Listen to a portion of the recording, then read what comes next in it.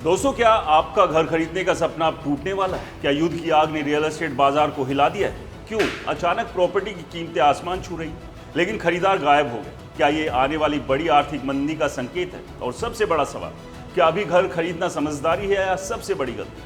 दोस्तों, पश्चिम एशिया में चल रहे तनाव और वैश्विक अस्थिरता का असर अब सीधे भारत के रियल एस्टेट सेक्टर पर दिखाई दे रहा है। जहां एक तरफ बिल्डर्स प्रॉपर्टी की कीमतें बढ़ा रहे हैं, वहीं दूसरी तरफ खरीदारों की संख्या में लगातार गिरावट देखने को मिल रही है। यही विरोधाभासी स्थिति बाजार के लिए खतरे की घंटी बनती जा रही है। हालिया रिपोर्ट्स के मुताबिक 2025 के अंत और 2026 की शुरुआत में भारत के टॉप 7 शहरों यानी मुंबई, दिल्ली एनसीआर, बेंगलुरु, पुणे, हैदराबाद, चेन्नई और कोलकाता में प्रॉपर्टी की कीमतों में औसतन 8 से 15% की वृद्धि हुई।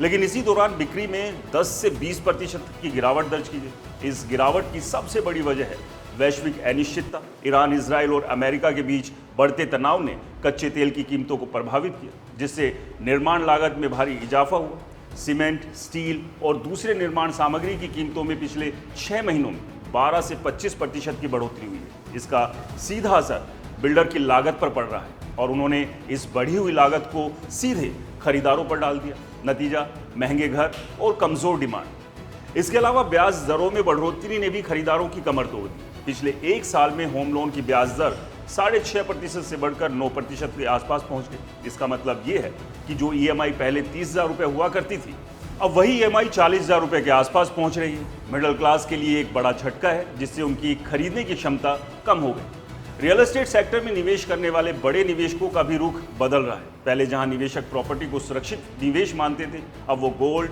बॉन्ड्स और इंटरनेशनल मार्केट की ओर शिफ्ट हो रहे हैं। दोस्तों, रिपोर्ट्स बताती हैं कि 2025 की आखिरी तिमाही में रियल एस्टेट में संस्थागत निवेश में करीब 18% की गिरावट आई थी। ये साफ संकेत थे कि बड़े खिलाड़ी भी इस सेक्टर में फिलहाल जोखिम देख रहे हैं। मुंबई जैसे शहर में, जो देश का सबसे महंगा रियल एस्टेट मार्केट माना जाता है, वहाँ भी स्थिति चिंताजनक है। यहाँ प्रॉपर्टी की कीमतें 10% तक बढ़ गई, लेकिन बिक्री में 15% की गिरावट आई। कई नए प्रोजेक्ट्स लॉन्च तो हो रहे हैं, लेकिन उनकी बुकिंग धीमी। इन्वेंट्री यानी बिना बिके घरों की संख्या लगातार बढ़ रही है। दोस्तों, एक अनुमान के अनुसार भारत के टॉप शहरों में लगभग 6 से 7 लाख यूनिट ऐसे हैं जो अभी तक बिक नहीं पाई। दिल्ली एनसीआर में भी यही हाल है। यहाँ कीमतों में 12% की बढ़ोतरी हुई, लेकिन खरीदारों की संख्या कम हो गई। खासकर मिड सेगमेंट और अफोर्डेबल हाउसिंग सबसे ज़्यादा असर पड़ा है। जो लोग पहले 40 से 60 लाख के घर खरीदने की सोच रहे थे, अब वो या तो अपने खरीद टाल रहे हैं या फिर सस्ते विकल्प ढूंढ रहे हैं। बेंगलुरु और हैदराबाद जैसे IT हब्स में भी डिमांड में गिरावट देखी गई है। IT सेक्टर में छटनी और अनिश्चितता ने लोगों के भरोसे को कमजोर किया। जब नौकरी की सुरक्षा नहीं होती, तो लोग बड़े निवेश से बचते। यही वजह है कि इन शहरों में भी प्रॉपर्टी की बिक्री धीमी हो गई है। एक और बड़ा कारण है सरकार की नीतियां और tax structure. GST, stamp duty और दूसरे चार्जेस मिलाकर प्रॉपर्टी खरीदना पहले से ज़्यादा महंगा हो गया। हालांकि कुछ राज्यों में स्टैंप ड्यूटी में छूट दी गई, लेकिन वो पर्याप्त नहीं। इसके अलावा रेरा के नियमों ने ट्रांसपेरेंसी तो बढ़ाई है, लेकिन छोटे बिल्डर्स के लिए काम करना मुश्किल कर दिया, जिससे सप्लाई चेन प्रभावित हो। अब सवाल ये उठता है कि क्या ये स्थिति अस्थायी है या लंबे समय तक रहने वाली है? दोस्तों, एक्सपर्ट्स का मानना है कि जब तक वैश्विक स्थिति स्थिर नहीं होती, तब तक रियल एस्टेट बाजार में अस्थिरता बनी रहेगी। अगर युद्ध लंबा चलता है तो कच्चे तेल की कीमतें और बढ़ सकती है, जिससे कंस्ट्रक्शन कॉस्ट और बढ़ेगी। इससे प्रॉपर्टी की कीमत और ऊपर जा सकती है, लेकिन खरीदारों की संख्या और घट सकती है। दोस्तों, कुछ विशेषज्ञ इसे स्टैगफ्लेशन जैसी स्थिति बता रहे हैं, जहां कीमतें बढ़ रही है लेकिन मांग घट रही है। यह स्थिति किसी भी सेक्टर के लिए खतरनाक हो सकती है, क्योंकि इससे बाजार में ठहराव आ सकता है, बिल्डर के पास कैश फ्लो की समस्या शुरू हो सकती है और कई प्रोजेक्ट्स अधर में लटक सकते हैं। हालांकि कुछ पॉजिटिव संकेत भी है। लग्जरी हाउसिंग सेगमेंट में अभी भी डिमांड बनी हुई है। हाई नेटवर्थ इंडिविजुअल यानी HNIS और NRI निवेशक अभी भी प्रॉपर्टी में निवेश कर रहे हैं, खासकर मुंबई, गोवा, दिल्ली, गुरुग्राम जैसे शहरों में।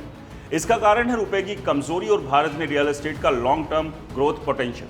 अब आम आदमी के लिए सबसे बड़ा सवाल, क्या अभी घर खरीदना चाहिए? दोस्तों, एक्सपर्ट्स का कहना है कि अगर आपकी फाइनेंशियल स्थिति मजबूत है और आप लॉन्ग टर्म के लिए खरीद रहे हैं, तो ये सही समय हो सकता है, क्योंकि आप अच्छे प्रोजेक्ट में नेगोशिएशन कर सकते हैं। लेकिन अगर आप शॉर्ट टर्म निवेश के लिए सोच रहे हैं, तो थोड़ा इंतजार करना बेहतर हो सकता है। कुल मिलाकर रियल एस्टेट सेक्टर इस समय एक बड़े मोड़ पर खड़ा है। एक तरफ बढ़ती कीमतें, दूसरी तरफ घटती डिमांड, युद्ध, महंगाई, ब्याज दरें और वैश्विक अनिश्चितता, ये सभी फैक्टर्स मिलकर इस सेक्टर को प्रभावित कर रहे हैं और आने वाले 6 से 12 महीने में इस बात का फैसला करेंगे कि ये सेक्टर फिर से तेजी पकड़ेगा या लंबी मंदी की ओर बढ़ेगा। दोस्तों, आपको क्या लगता है, युद्ध का असर भारतीय रियल एस्टेट पर कितना पड़ा है?